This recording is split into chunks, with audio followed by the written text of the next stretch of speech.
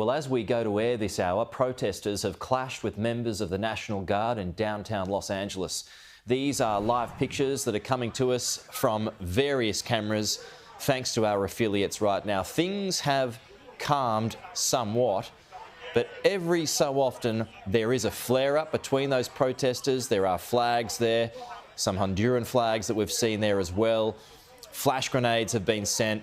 There has been pepper spray and smoke bombs used as well to try and dispel the crowds. But as we mentioned there, things have calmed. But earlier, the US president had dispatched 300 members of the National Guard, which overrode the Californian state authority, much to the chagrin of the Californian Governor Gavin Newsom.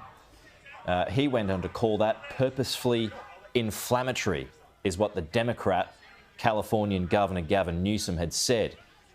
So backing things up, protesters had thrown rocks and other items at ICE agents, that's Immigration and Customs, as well as their vehicles.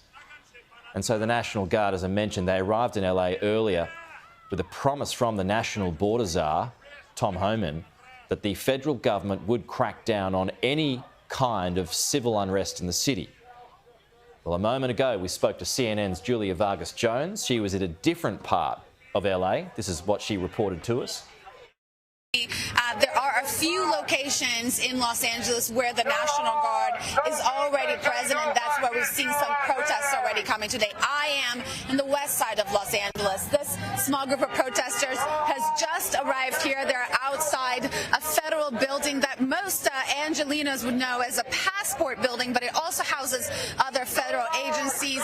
Again, a little bit of colorful language here. I'll tell my cameraman to not show those to our viewers, but the basic message here is no National Guard, no ICE in Los Angeles. They are protesting their very presence. We know at this point there are at least 300 members of the National Guard in 3 different locations in Los Angeles, and 2,000 expected to arrive in the coming days since President Trump gave their order authorizing their deployment last night. That was met with resistance not just from the population of Los Angeles. We were at a protest yesterday when that order came through, and we saw the reaction of the crowd there. I can tell you they were not happy. This were crowds that were already protesting the immigration enforcement operations that have been taking place in Los Angeles since Friday morning.